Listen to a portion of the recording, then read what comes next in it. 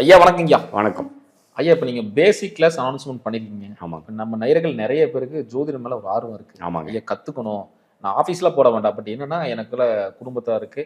நல்லது எது, எப்போ பண்ணலாம், என்ன பண்ணலாம் அப்படிங்கிற தெரிஞ்சுக்கணும் நினைச்சிட்டு இருக்காங்க. இந்த பேசிக் கிளாஸை பத்தி கொஞ்சம் சொல்லுங்க. கண்டிப்பா. இப்போ அஸ்ட்ராலஜி ஜோதிடம் கத்துக்கணும்னு நிறைய பேத்துக்கு ஆசை இருக்கு. எந்த ஒரு நபருக்கு வந்து புதன்கிற கிரகம் அருமையாக இருக்கிறதோ, ஓரளவுக்கு நட்பு வீட்டுக்கு குறைவில்லாமல் இருக்குதோ, அவங்களுக்கு நேச்சுரலாவே வந்து ஜோதிடம்னா என்ன, அது உண்மையிலே வேலை செய்யுதா, அது எப்படி ப்ரிடிக்ஷன் பண்றாங்க அப்படிங்கிற ஒரு ஆர்வமும் கேள்வி அறிவும் கண்டிப்பாக இருக்கும். ஸோ அப்படினால என்னன்னா, நம்மளோட இதே பார்த்தீங்கன்னா சயின்டிஃபிக் வேதிக் அஸ்ட்ராலஜி அப்படின்னா என்ன அப்படின்னா, எந்த விதத்தையும் நம்ம அதிகமாக மிகைப்படுத்தாமல் பொத்தாம் பொதுவாக பார்க்காம டிகிரி அடிப்படையில் ஒரு கிரகம் சேர்ந்திருக்கு.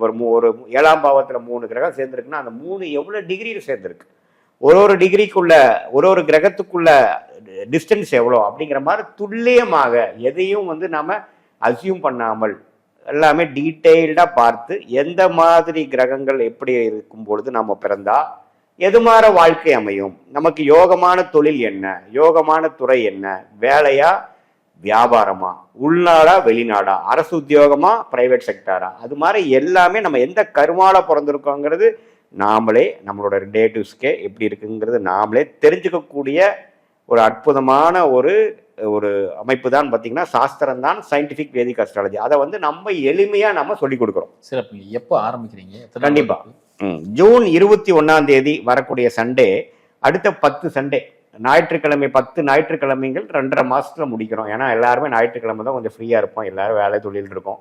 சனிக்கிழமை அல்லது ஞாயிற்றுக்கிழமை எல்லாத்துக்குமே ஞாயிற்றுக்கிழமை தான் ஒத்து வரும். அதனால ஞாயிற்றுக்கிழமை பார்த்தீங்கன்னா ஜூன் மாதம் 21ஆம் தேதியில வரக்கூடிய முதல் ஞாயிற்றுக்கிழமையிலிருந்து அடுத்து வரக்கூடிய 2.5 மாசத்துல 10 கிளாஸ் அடங்கிய ஒரு கிளாஸுங்க. அதை ஒரு கோர்ஸு.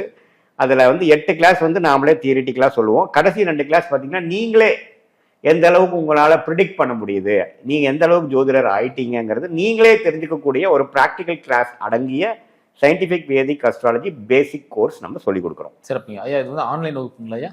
ஆமாம், ஆன்லைன். எதுவுமே நீங்கள் வரணும் அப்படிலாம் இல்லை. நீட்டாக கூகுள் மீட், ஜூம்ங்கிற ஆன்லைனில் தான் பண்ண போகிறோம். நீங்கள் எந்த ஊரில் இருந்தாலும் சரி, எந்த நாட்டில் இருந்தாலும் சரி, முதல்ல நம்ம அந்த டைமில் சொல்லிடுவோம். நீங்கள் அந்த கிளாஸில் நீங்கள் வந்து இணைச்சிக்கலாம், நீங்கள் லாகின் பண்ணி பார்த்துக்கலாம்.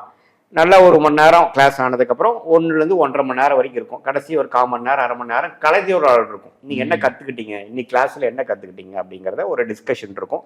இப்படியே ஒரு 8 கிளாஸ், அதாவது 8 வாரங்கள், 8 ஞாயிற்றுக்கிழமை முடிஞ்சதுக்கப்புறம் கடைசி 2 வாரங்கள் பார்த்தீங்கன்னா நீங்கள் என்ன தெரிஞ்சுக்கிட்டீங்கிறது நீங்களே தெரிஞ்சுக்கிட்டு அப்புறம் நமக்கு வந்து ஆன்லைன் சர்டிஃபிகேஷன் வந்து சர்டிஃபிகேட் என்று சொல்லப்படுகிற, நீங்கள் உண்மையிலேயே ஓரளவுக்கு ஒரு தேர்வு வெப்பம் கடைசியாக ஓரளவுக்கு நீங்கள் தெளிவாக பேசிக் ஆஃப் அஸ்ட்ராலஜி நுணுக்கத்தை புரிஞ்சு கொண்டீர்கள், அடுத்து அட்வான்ஸ் கிளாஸ் போகிறதுக்கு நீங்கள் ரெடி ஆகிட்டீங்க அப்படிங்கிற ஊர்ஜிதமாகும் பட்சத்தில் உங்களுக்கு ஒரு சர்டிஃபிகேட்டும் சயின்டிஃபிக் வேதிக் அஸ்ட்ராலஜர் அப்படிங்கிறது உங்களுக்கு கிடைக்கும். சிறப்புங்க. ரொம்ப அருமையாக சொன்னீங்க ஐயா. நன்றிங்க. நன்றி நன்றி.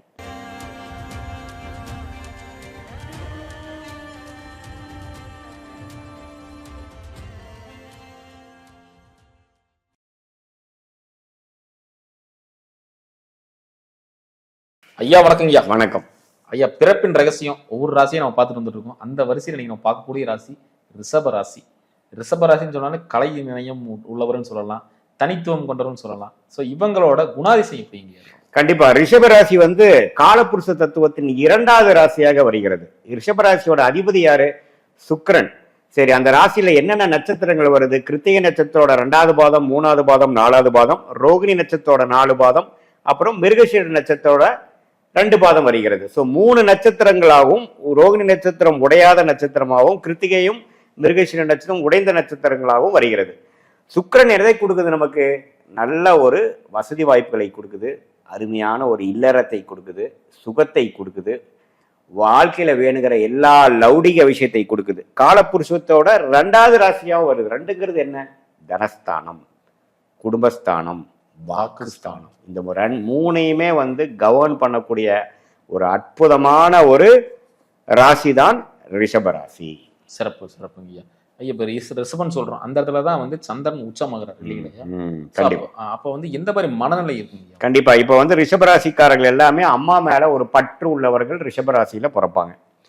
பூர்வ ஜென்ம கர்மாவின் பிரகாரம் அம்மாவுக்கும் ஜாதகருக்கும் ஒரு தொடர்பு இருக்கு, ஒரு அதிக நல்ல ஒரு தொடர்பு இருக்கு, நல்ல ஒரு இணைப்பு இருக்கு, நல்ல மனசுல வந்து ஒரு பாசம் இருக்கு, அப்பழுக்கற்ற ஒரு உறவு இருக்குங்கிற அமைப்பு இருக்கிறவங்க, அப்பழுக்கற்ற ஒரு சந்திரன் வந்து ரிஷபத்துல இருக்கிறனால தான் ரிஷபராசியா வந்தோம். ஆனா அந்த சந்திரனே ராகுவோட சேர்ந்திருக்கார், சனியோட சேர்ந்திருக்கார், செவ்வாயோட சேர்றது கூட தப்பு இல்லை. அப்படி இருக்கும் பொழுது கொஞ்சம் அந்த நான் சொன்ன உணர்வுல கொஞ்சம் குறைபாடுகள் இருக்குன்னு அர்த்தம். அம்மா கொஞ்சம் ஆடிப்பட்டு இருக்காங்க, என்னதான் சந்தோஷமா பாசமும் இருந்தாலும் அம்மா வந்து உடல்நல கோளாறு வருது அப்படிங்கிற மாதிரி விஷயங்கள. அப்புறம் பொதுவா சந்திரன் வந்து வலுத்திருக்கக்கூடிய ரிஷபராசிக்காரர்கள், அது சந்திரன் வலுக்கிறது தான் உச்சம் இருக்கக்கூடிய வீடு தான் ரிஷபம்.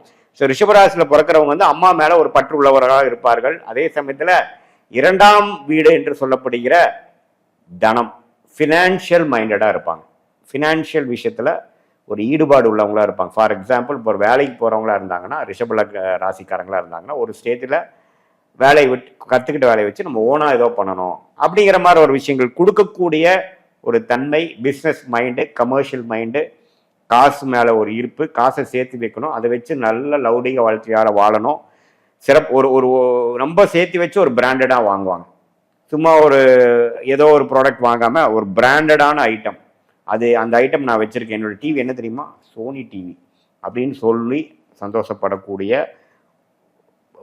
12 ராசியிலேயே அற்புதமான ராசி, அதிக வாய்ப்புள்ள ராசி வந்து ரிஷபராசி. அதே மாதிரி குடும்ப பாரத்தை அதிகமா சுமக்குறாங்க, குடும்பத்துல இவங்க ஒரு பெரிய அங்கமா இருக்கிறான்னு சொல்றாங்க, அதை எப்படி பார்க்க? கண்டிப்பா. இப்போ எப்போ பாசக்கார அம்மா மேல பெரிய பாசம் வகை சொல்லியாச்சு.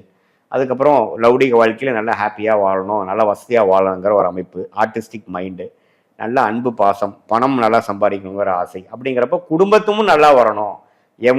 என்னோட கணவர் இந்த அளவுக்கு வந்திருக்கார், என் குழந்தைங்க இந்த படிப்பு படிக்கிறாங்க, இப்படி இருக்காங்கிறத அவங்களுடைய வெற்றியாக கொஞ்சம் எடுத்து வசதியாக வர்றதுல அதிக முக்கியத்துவம் கொடுக்கக்கூடிய இது இருக்கு. அதனால குடும்ப உறவுகள்லையும் அதிகமான ஈடுபாடுகள், அதிகமான பாசமும் உள்ள ஒரு ராசி தான் ரிஷபராசி. இவங்களோட திருமண வாழ்க்கை எப்படிங்க இருக்கும்? கண்டிப்பா. இப்ப திருமண வாழ்க்கைங்கிறப்போ 7ஆம் இடம்னு வந்துடும். 7ஆம் இடம்னு என்ன, ரிஷபராசிக்கு 7ஆம் இடம் வந்து விருச்சிக ராசி. விருச்சிக ராசி வந்து செவ்வாயின் வீடு.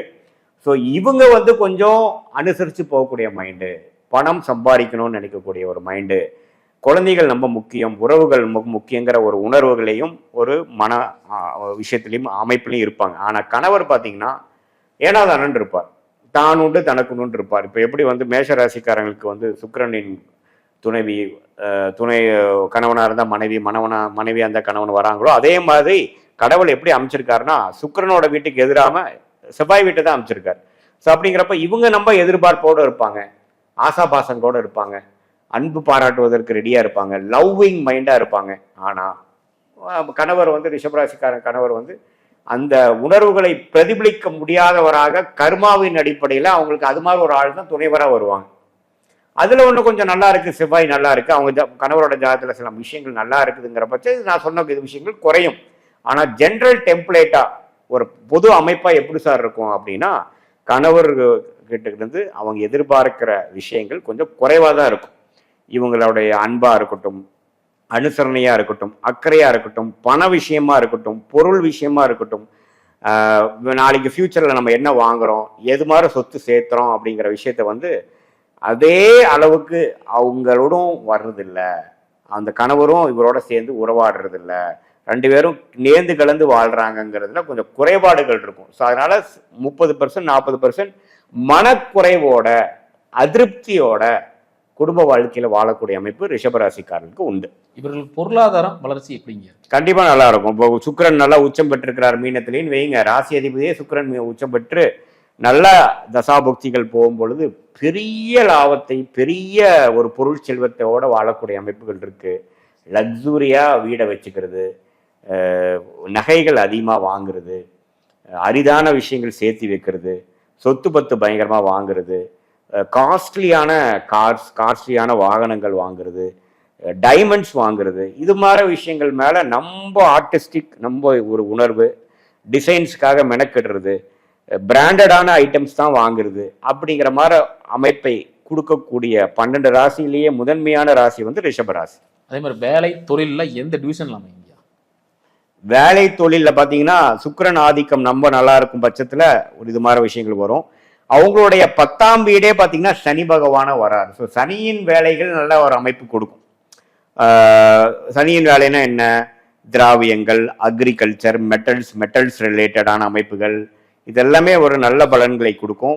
ஏன்னா அவங்களுக்கு வந்து தர்ம கர்மாதி யோகம் வந்து ரிஷபராசிக்காரர்கள் பொறுத்த வரைக்கும் 9ஆம் இடமும் 10ஆம் இடமும் என்ன கிரகங்களோட அமைப்பா வருதோ அது ரெண்டும் சேரும் பொழுதுதான் தர்ம கர்மாதி யோகம் வரும். ஆனா ரிஷபராசிக்காரர்கள் பொறுத்த வரைக்கும் 9ஆம் இடமும் 10ஆம் இடமும் ரெண்டுமே சனி தான், அதிபதி சனி தான். அப்படிங்கிறப்ப சனி தான் மெயினான பிளானட். ஸோ ரிஷபராசிக்காரர்களோட ஜாதகத்துல சனி பகவான் எப்படி இருக்கு, சனி திசை வருதா அப்படிங்கிற பொறுத்து தான் அவங்க வாழ்க்கையில எந்த அளவுக்கு மீண்டு வராங்க, நல்லா வசதியா வராங்கிறது அமையுது. சனியின் தொழில்கள் வருவதற்கு 50% வாய்ப்புகள் உண்டு. இந்த ரிஷபராசிகளோட நெகட்டிவா என்ன விஷயத்தை பார்க்குறீங்க? ரொம்ப ஆடம்பர விரும்பியாக இருப்பார்கள். அதாவது இந்த ரிஷபராசி வந்து ராகுவால் சனியால் பாதிக்கப்படாத பட்சத்தில் நல்லாவே இருக்குதுங்கிற பட்சத்துல நம்ம வந்து ஆடம்பர விரும்பி செலவுகள் அதிகமாக பண்ணுவாங்க. சம்டைம்ஸ் பார்த்தீங்கன்னா ஒரு அவங்களுக்கு மனசுக்கு பிடிச்சிருச்சுங்கிறதுக்காக போய் வாங்குவாங்க. கிரெடிட் கார்டு அதிகமாக யூஸ் பண்ணுறது, அம்மாவோட உடல் நலத்துக்காக அதிகமாக செலவு பண்ணக்கூடிய அமைப்புகள், கல்யாணம் ஆனாலும் அம்மாவோட அட்டாச்மெண்ட் குறையாமல் இருக்கக்கூடிய ஒரு அமைப்பாக இருக்கிறதுனால சம்டைம்ஸ் ஃபேமிலி லைஃப் கொஞ்சம் அஃபெக்ட் ஆகும். அதே மாதிரி செல்வம் நல்லா சம்பாதிக்கிறவங்களா இருந்தாலும் சுபகோகியாகவும் நம்ம செலவு அதிகமாக செய்யக்கூடியவர்களாகவும் ஆர்டிஸ்டிக்கு அதிகமான ஒரு முக்கியத்துவம் கொடுக்கறதுனால கொஞ்சம் பண விஷயத்துல சம்டைம்ஸ் வந்து வருமானத்துக்கு மேல செலவு பண்ணக்கூடிய அமைப்புகள் இருக்கு. அதுல கொஞ்சம் கேர்ஃபுல்லா இருக்கணும். பாசிட்டிவ் என்ன பாக்குறீங்க? பாசிட்டிவ் பாத்தீங்கன்னா ரொம்ப பாசக்கார ஒரு அமைப்பு, பணம் பற்றிய புரிதல்.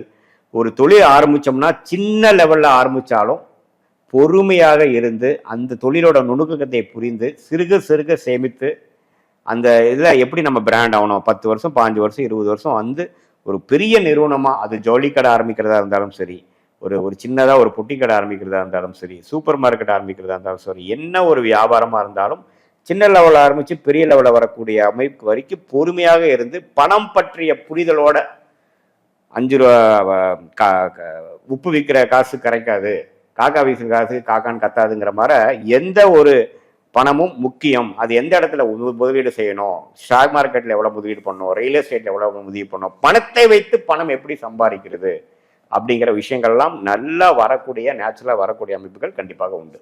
ஆரோக்கியம் எப்படிங்க? ஆரோக்கியம் பாருங்க, அந்த ராசி அதிபதியாகிய சுக்கிரன் 6ஆம் வீட்டுக்கும் அவர் தான் ராசி அதிபதியாக வருகிறார், துலாம் ராசிக்கு. ஸோ என்னன்னா ரிஷப ராசிக்காரர்களை யாருமே நீங்க போய் கெடுக்க வேண்டாம், அவங்களே அவங்க கெடுத்துப்பாங்க. அது நண்பர் ஸ்வீட்ஸ் அதிகமாக சாப்பிட்றது, ரிச் ஃபுட்ஸ் அதிகமாக சாப்பிட்றது, 5 ஸ்டார் ஹோட்டலில் தான் சாப்பிடுவாங்கிறது, அது மாதிரிலாம் கொஞ்சம் விஷயம் இருக்கும். அதனால என்ன ஆகுனா கொஞ்சம் ஆரோக்கிய குறைவான உணவுகள் சாப்பிட்ற அமைப்புகள் உண்டு. அதே சமயத்தில் இந்த பிபி, சுகர், கொலஸ்ட்ரால் அது மாதிரி விஷயங்கள்லாம் கொஞ்சம் நேச்சுரலாகவே ஒரு 60 வயசுல வரவங்களுக்கு இவங்களுக்கு ஒரு 45 வயசுலேயே தலை தூக்குறதுக்கு வாய்ப்பு இருக்குது. ஸோ அதனால ஃபிசிக்கல் ஃபிட்னஸ் கொஞ்சம் லைஃப் ஸ்டைல் ஓரியன்ட் டிசீஸ்ன்னு சொல்கிறோம் இல்லையா, உட்காந்துட்டே வேலை செய்கிறவங்களுக்குலாம் ஒபிசிட்டி ஆகி கடைசி அந்தந்த பிரச்சனை அதெல்லாம் கொஞ்சம் வர்றதுக்கு வாய்ப்பு இருக்குது. அதெல்லாம் கொஞ்சம் கேர்ஃபுல்லாக இருப்பதற்கு உடம்பை சுறுசுறுப்பாக வைக்க ஃபிசிக்கல் ஃபிட்னஸ் எக்ஸசைஸ்லாம் கொஞ்சம் அதிக செய்யக்கூடிய ஒரு ராசியாக ரிஷபராசி வருதுங்க. சிறப்புங்க. அதே மாதிரி உறவு சார்ந்த விஷயங்கள் எப்படி இருக்கு? உறவுகள் இவங்களுக்கு வந்து துணையை நிற்பாங்களா? இருக்கும் கண்டிப்பாக வந்துங்க. என்னதான் கணவர் விஷயங்கள் வந்து கொஞ்சம் 100% இவங்களுடைய எதிர்பார்ப்புகளை பூர்த்தி செய்ய முடியாத அமைப்புகளாகவும் இருந்தாலும் ஓரளவுக்கு அட்ஜஸ்ட் பண்ணி வாழக்கூடிய அமைப்புகள் இருக்கு. ஏன்னா 5ஆம் இடம் குழந்தைகள், நல்ல புத்திசாலியான குழந்தைகள் பிறக்கக்கூடிய அமைப்புகள் நல்லாவே வந்து நம்ம நினைச்ச கணவர் விஷயம்தான் கொஞ்சம் சுமாரா இருந்தாலும் குழந்தைகள் நமக்கு நல்லா இருக்கிறாங்க, அவங்கள வச்சு நம்ம திருப்தி படைஞ்சுக்கலாம், மகிழ்ச்சி அடைஞ்சுக்கலாம், பெருமைப்பட்டுக்கலாங்கிற மாதிரி குழந்தைகள் விஷயம் நல்லா இருக்கும். ஸோ குழந்தை உறவு நல்லா இருக்கு. அதே மாதிரி தந்தையார் உறவு, 9ஆம் வீட்டு அதிபதியாக சனியே வந்து ஓரளவுக்கு உச்சம் பெற்றிருக்கும் பொழுது நல்லா இருக்கும் பொழுது தந்தையார் உறவு நல்லா இருக்கும். தாயார் எப்பவுமே வந்து இவங்களுக்கு மனசுக்கு பிடிச்சவங்களா தான் இருப்பாங்க. ஸோ அதுவும் நல்லா இருக்கும். ஸோ உறவுகளாலே ஓரளவுக்கு பெனிஃபிட் அடையக்கூடிய அமைப்புகள் கண்டிப்பாக இருக்கு. சிறப்பு, ரொம்ப அருமையாக சொன்னீங்க. மீண்டும் அடுத்த காலம் சந்திக்கலாம். நன்றி.